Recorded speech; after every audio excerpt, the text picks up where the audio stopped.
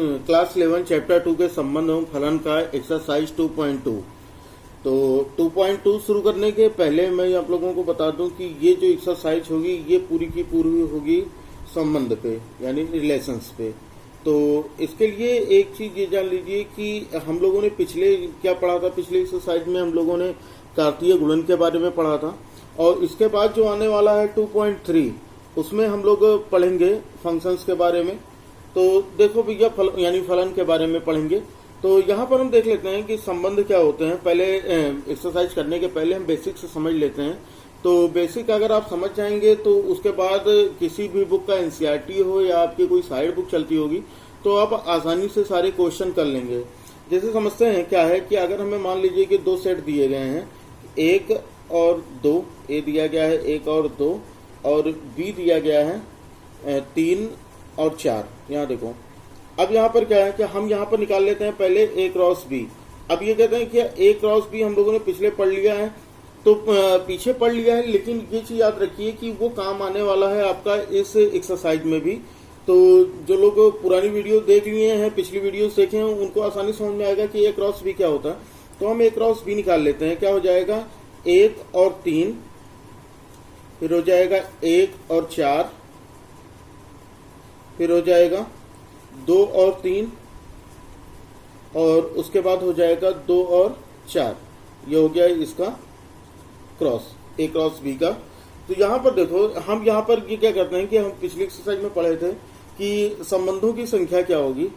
यहाँ से देखो, जो इनके संबंधों की संख्या होगी, संबंधों की संख्या, ये याद रखिएगा कि संबंधों के समुच्चयों की संख्या हम लोगों ने पढ़ा था, उप समुच्चयों की। तो वैसे ही संबंधों की संख्या अगर हमें निकालनी हो तो ये क्या हो जाता है कि ए क्रॉस बी के उप समुच्चयों की संख्या, के उप समुच्चयों की संख्या, यानी कहने का मतलब क्या है, उप समुच्चयों की संख्या। एक चीज ये जान लो कि जितने भी ए क्रॉस बी के उप समुच्चयों की संख्या होगी वही उनके संबंधों की संख्या होगी, यानी उन दोनों में क्या रिलेशन है उतने ही संबंधों की संख्या होगी।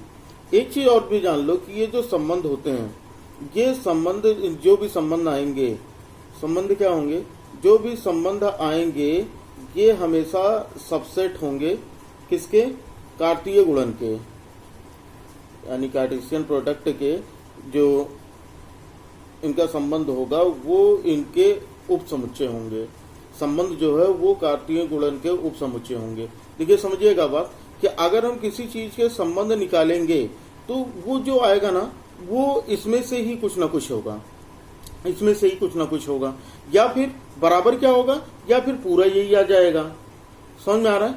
चलो मान लेते हैं कि आपको बिल्कुल भी समझ में नहीं आया, तो हम किस तरह से हम देखते हैं कि एक आसान तरीका देखते हैं, एरो डायग्राम से। एरो डायग्राम से समझने की कोशिश करते हैं, और ये क्लियर है कि ये देखने के बाद आपको ये बातें पूरी समझ में आ जाएंगी। जैसे हम क्या करेंगे कि हमारे पास ऐसे ऐसे हम दो फिगर ड्रॉ कर लेंगे, ऐसे और ऐसे, ये दो फिगर हम ड्रॉ कर लेते हैं। और ये क्या हो जाएगा, ये हो जाएगा हमारा ए, ये हो गया हमारा बी। इसमें क्या रख लेते हैं, 1 और 2, पहले वाले में रख लेते हैं 1 और 2, और बी वाले में रख लेते हैं 3 और 4। ये हो गया। अब देखो, अभी मान लो कि हमें ये दिया हो कि संबंध दिया हो कि एग्जांपल देख लो, समझ जाओगे। संबंध दिया हो कि x और y is such that x तथा y के योग विषम है, के योग विषम है। और इसके अलावा एक और शर्त दी है कि x बिलोंग्स टू a और y बिलोंग्स टू b, ये हमें दिया गया है। देखो बात समझो, क्या कह रहा है कि x तथा y के योग विषम है। तो यहाँ पर ये वाला जो होगा ना, जिसमें x के सारे मान होंगे और इसमें y के मान होंगे। भाई देखो समझो, हम लोगों ने क्या पढ़ा था समुच्चय में, ये पढ़ा था कि ये जो होते हैं, इसमें जो प्रोडक्ट आते हैं, ये क्या होते हैं, ये x होता है, ये y होता है, ये x है, ये y है, ये x है, ये y है, ये x और ये y। यानी x के जो मान है वो इस वाले में है और y के जो मान है वो इस वाले ब्लॉक में है। अब देखो यहां पर क्या करना है, हमें ये करना है कि हमें इन दोनों का रिलेशन, संबंध बताना है। तो संबंध देखो क्या हो जाएगा, संबंध जो निकालेंगे हम, क्या कह रहा है कि x तथा y के योग विषम है। तो इन दोनों में इस तरह से हमें संबंध बैठाना है कि जिनका योग करने पर विषम है। मतलब 1 और 3 योग करना ना, तो 1 और 3 को अगर हम जोड़ेंगे, इनका सम करेंगे तो कितना आएगा 4। तो 4 तो भाई कोई विषम संख्या हुई नहीं। अगर हम 2 और 4 को जोड़ें तो 2 और 4 कितना हो जाएगा 6। तो 6 भी कोई विषम संख्या नहीं हुई। तो हमको कहां से मिलेगा विषम संख्या, भाई विषम संख्या हमको तब मिलेगा जब हम 1 और 4 ऐसे करके 1 और 4 यहां से ऐसे बना लेते, 1 और 4 इसको अगर हम करेंगे तो कितना हो जाएगा 5। तो हम ऐसे एरो लगा देते हैं। बहुत से बच्चे यहाँ पर एरो लगाते हैं और बहुत से बीच में लगाते हैं, तो कहीं भी लगाइए सही होगा। जैसे 2 और 3, अब 2 और 3 अगर हम जोड़ते हैं तो 2 और 3 जोड़ने पे क्या आएगा 5 आएगा। तो इसका मतलब इस स्टेटमेंट के हिसाब से, इस कथन के हिसाब से हमारा संबंध क्या बनेगा, हमारा संबंध बन जाएगा 1 और 4 ये जोड़ने पर 5 आया, फिर 2 और 3, 2 और 3 ये जोड़ने पर 5 आया। तो ये हो जाएगा हमारा इस स्टेटमेंट के हिसाब से ये संबंध। अब एक चीज समझो, मैंने क्या कहा कि जो संबंध होंगे वो कार्तीय गुणन के उप समुच्चय होंगे। तो भाई देखो इसमें जो संबंध आया 1, 4, 2 और 3, तो ये देखो क्या इसमें है 1, 3, 2 और 4, 2 और 3 सॉरी 1, 3 और 2 और 3 है। तो इसका मतलब क्या है कि जो हमारा संबंध आया वो कार्तीय गुणन का क्या है उप समुच्चय है। क्लियर है, समझ गए होंगे भाई। बहुत आसानी से समझिएगा कि यहाँ पर कोई चीज करनी नहीं। आपको अगर एक बार ये एरो डायग्राम आ गया ना तो आप 2.2 को बिल्कुल चुटकियों में सॉल्व कर देंगे। 2.2 एक्सरसाइज में बिल्कुल आपको कोई भी मेहनत करने की जरूरत नहीं पड़ेगी। देखो हम अगला समझते हैं। अगला ये दिया गया कि मान लेते हैं कि ये एग्जाम्पल है, ये एक और एग्जाम्पल समझते हैं। नहीं समझ में आया तो फिर से देखना। जैसे दिया गया कि जो संबंध दिया गया है हमें ये संबंध बताना है किसका, और ये हमें दिया गया है समुच्चय निर्माण विधि में क्या है कि x और y, और इसका क्या है x तथा y का अंतर, x तथा y का अंतर सम है, x तथा y का अंतर सम है। इसके अलावा और ये कंडीशन दी गई कि x बिलोंग्स टू a और y बिलोंग्स टू b, ये हो गया। अब देखो भाई इसका क्या, अब हम यहां पर करेंगे कि फिर से हमको क्या बनाना पड़ेगा, एक डायग्राम बनाना है, एरो डायग्राम बनाना है। तो हम 2 फिगर इस तरह से ड्रॉ कर लेते हैं, एक तो ये हो जाएगा और दूसरा ये हो जाएगा।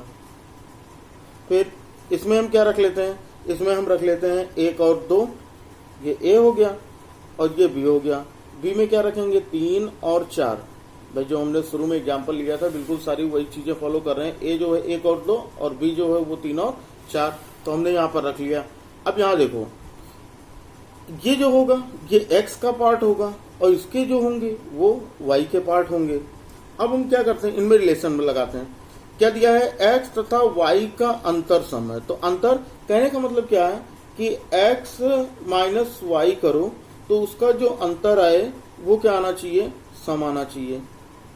या अगर x माइनस वाई नहीं करते तो y माइनस एक्स कर लो, दोनों चीजें सेम है। याद रखिएगा कि x माइनस वाई और y माइनस एक्स दोनों को चेक कर लेना कि दोनों में से कौन सा आपको सही लग रहा है। जैसे अब यहां पर आते हैं कि अगर हम 1 माइनस 3 करते हैं तो अगर हम 1 माइनस 3 करें तो कितना आ जाता है -2, यही तो हुआ अंतर, हमें सम कह रहा है।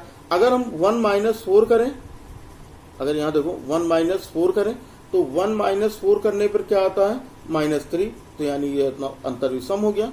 तो यहां पर हमें क्या चीजें सेट करनी है, हमें ऐसी चीजें सेट करनी है जो जिनका अंतर करने पर सम आता हो। तो हमने ये देख लिया कि 1 और 3 का अगर हम अंतर करें तो वहां पर हमें क्या मिल जाता है, सम मिल जाता है। तो इसका संबंध क्या हो जाएगा, हमारा संबंध हो जाएगा 1 और 3।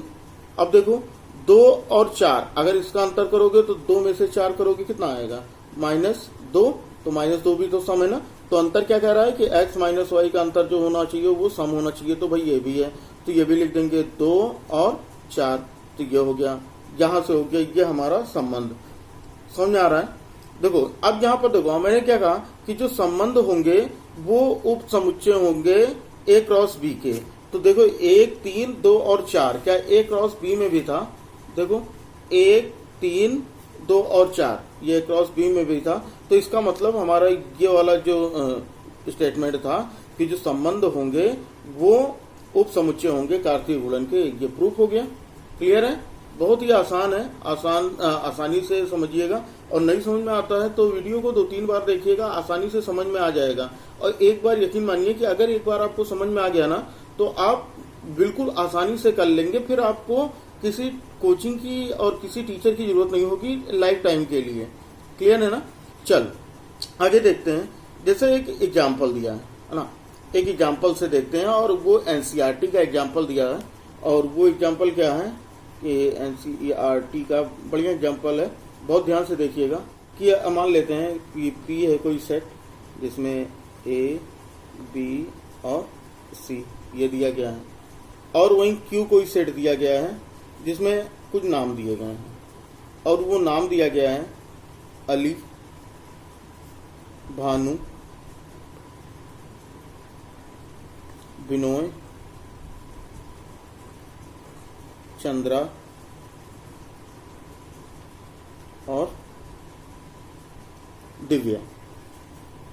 अब देखो यह हमें दिया गया।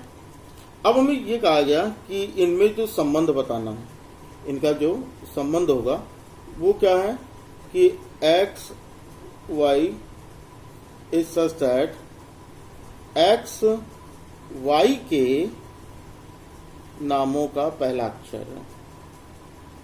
वाई के नामों का पहला अक्षर है, पहला अक्षर है। और क्या है? और ये दिया गया कंडीशन कि x बिलोंग्स टू a और y बिलोंग्स टू a, नहीं सॉरी p दिया है ना, तो p लिख देते हैं। और y बिलोंग्स टू q ये हमें दिया गया है। अब देखो यहां पर क्या करेंगे, हमको सॉल्व करना कैसे है? जब से ही कोई क्वेश्चन समझ में ना आए ना तो तुरंत एरो डायग्राम बना लो, तुरंत एरोग्राम डायग्राम बना लो, तुरंत सॉल्व हो जाएगा। अब जैसे यहां पर हमने 2 फिगर ऐसे ड्रॉ किए, ये हो गया, कुछ बड़ा है इसमें तो थोड़ा सा बड़ा बनाते हैं ऐसे, है ना। इसमें क्या क्या दिया था? ए, बी और सी। ये तो हमारा पी हो गया और ये क्यू हो गया। पी में जो होंगे वो एक्स एलिमेंट्स होंगे और इसमें जो होंगे वो वाई एलिमेंट्स होंगे, है ना। यहां पर क्या हो गया? ए, बी और सी। क्यू में क्या क्या दिया गया भाई? लिख लेते हैं सबके नाम। अली, भानु, बिनोय, चंद्रा और दिव्या। हो गया सबका नाम।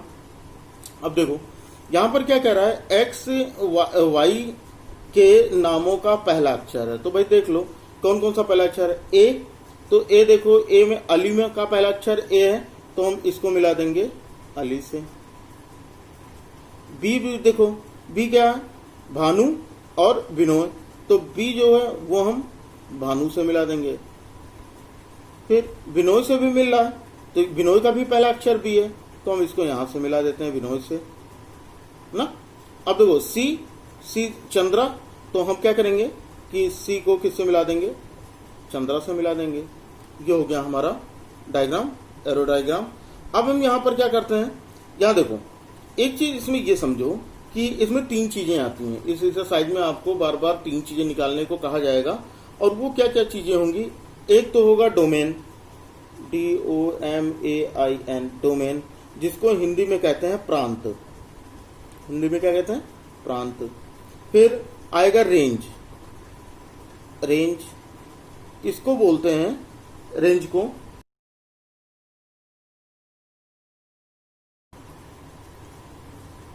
उसके बाद एक और आता है कोडोमेन, कोडोमेन, और इसको हिंदी में बोलते।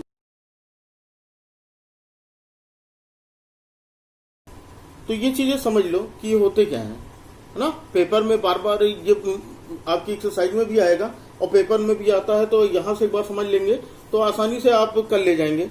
देखो डोमेन क्या होता है, डोमेन होता है जिससे एरो जा रही होती है, जिससे एरो जा रही होती है। देखो एरो किससे जा रहा है, एरो पी वाले पार्ट से जा रहा है ना, ए से जा रहा है, बी से जा रहा है और सी से जा रहा है। तो जिससे एरो जा रही होती है उसे डोमेन या प्रांत कहते हैं, डोमेन या प्रांत, जिससे एरो जा रही होती है। अगर इसमें मान लेते हैं कि इसमें कुछ और दिया होता है, जैसे मान लेते हैं कि यहाँ पर सी तक दिया है, अगर हम मान लो कि डी और ई दो चीजें होती है यहाँ पर डी और ई, ठीक है ना, तो ये डी और ई जो होता ये प्रांत में नहीं आता, डी और ई प्रांत में नहीं। प्रांत में कौन सी चीजें आएंगी, जिससे एरो जा रही होंगी। तो ये हो जाएगा ए बी और सी। भाई देखो ए से एरो जा रही है, बी से एरो जा रही है और सी से एरो जा रही है, तो इसका मतलब प्रांत क्या होगा, जिससे एरो जा रही है, यानी ए बी सी। फिर रेंज पे आओ, रेंज पे आता है कि जिसमें एरो होता है, जिसकी तरफ एरो, जो रेंज होता है होता है जिसकी तरफ एरो जा रहे होता है। तो देखो किसकी तरफ एरो जा रहे हैं, एरो अली की तरफ गया, एरो भानु की तरफ गया, एरो बिनोई की तरफ गया, एरो चंद्रा की तरफ गया। तो यहाँ पर क्या हो जाएगा, ये रेंज। अच्छा दिव्या की तरफ नहीं आ रहा, दिव्या यहाँ तो ना तो डी था, अगर मान लेते हैं ये डी और ये होता, डी से दिव्या हो जाता, हम डी नहीं ई और एफ कर लेते हैं, तो ई और एफ जो होगा ये प्रांत तो नहीं होगा। और देखो डी भी नहीं, दिव्या की तरफ भी कोई एरो नहीं आ रहा है, दिव्या की तरफ भी कोई एरो नहीं आ रहा है, तो इसका मतलब ये नहीं आएगा। किसके, कौन है, जिसकी तरफ एरो जा रहे हैं। तो किसकी तरफ एरो जा रहा है, लिख लो, जिसकी इसकी तरफ एरो जा रहा है। तो यहां पर क्या हो गया, अली हो गया, फिर भानु हो गया, उसके बाद बिनोय हो गया, फिर चंद्रा, इन्हीं की तरफ तो एरो जा रहे हैं। तो ये हो गए हमारे। अब देखो लास्ट पॉइंट समझना, कोडोमेन। ये जो राइट साइड वाले फिगर में जितने भी आते हैं ना, ये सारे यानी क्या, जो सारे के सारे जिसकी तरफ एरो जा रहे हैं, लेकिन हमको क्या करना है, जिसकी तरफ एरो जा रहे हैं वो भी और जिसकी तरफ एरो नहीं है वो भी। तो सारे के सारे जो होंगे वो क्या होंगे, क्या हो जाएगा, पर अली, भानु, बिनोय, चंद्रा और दिव्या। तो समझ में आ जाओगा कितना बहुत ही आसान है। और एक नहीं समझ में आता है तो वीडियो फिर से देखिएगा, आपको आसानी से चीजें समझ में आ जाएंगी। बहुत ही आसान शब्दों में बताया, और इससे आसान अगर आप समझ लेंगे ना, इस कॉन्सेप्ट से समझ लेंगे, तो आपको आगे कोई भी प्रॉब्लम होने वाली नहीं है। तो चलो अब सीधा चलते हैं हम एक्सरसाइज पर 2.2 पर। एक और लास्ट चीज ये भी जान लो कि यहाँ पर क्या होता है कि इन दोनों का रिलेशन क्या होता है। तो इन दोनों का रिलेशन होता है कि P का जो है रिलेशन वो Q से, यानी P से Q की तरफ जा रहा है एरो, तो हम क्या लिख देते हैं, P to Q। जहां पर भी लिखा हो, जैसे दो हमको ये डायग्राम मिलेंगे ना, तो वहां पर हमें रिलेशन हमेशा, जैसे मान लो ये A होता और ये होता B होता, तो हम यहाँ पर क्या लिखते हैं, R is such that A to B। हर जगह जहां पर भी ये डायग्राम बनाओगे ना, सब तरफ, ये पिछले पेज पे भी जो मैंने बताया, तो वहां पर भी आपको A और B बनाने हैं, तो वहां पर क्या हो जाएगा, R, यानी जो रिलेशन होगा इस such that A to B। अगर यहाँ A होता और यहाँ B होता तो R is such that A to B। तो आपको इसी तरह से लिखना है। ओके, चल आगे। हिंदी और इंग्लिश की वजह से थोड़ी सी गलती हुई। तो यहाँ पर देखो, रेंज को बोलते हैं परिसर, रेंज को बोलते हैं परिसर, रेंज को बोलते हैं परिसर, और कोडोमेन को बोलते हैं सहप्रांत। हिंदी में थोड़ी सी दिक्कत होगी, हिंदी और इंग्लिश में। तो यहाँ पर ये समझ लीजिएगा, डोमेन का होगा प्रांत, ठीक। उसके बाद रेंज को बोलते हैं परिसर, और कोडोमेन को बोलते हैं सहप्रांत। तो ये चीज याद रखिएगा। और अगर फिर भी इस वीडियो में कंफ्यूजन हो रही हो तो कमेंट बॉक्स में बताइएगा, दोबारा से ये वीडियो बना दूंगा। फिलहाल आज के लिए इतना ही, फिर कल सॉल्व करेंगे हम आगे की क्वेश्चंस। तो अगर आपने अभी तक वीडियो को लाइक नहीं किया है तो वीडियो को लाइक कर दीजिए, और जो लोग चैनल पर नए हैं वो चैनल को सब्सक्राइब कर बेल आइकन को जरूर प्रेस कर दें, ताकि हमारे हर वीडियो की नोटिफिकेशन उन्हें मिल सके। तो फिर मिलेंगे अगले वीडियो में। जय हिंद, वंदे मातरम।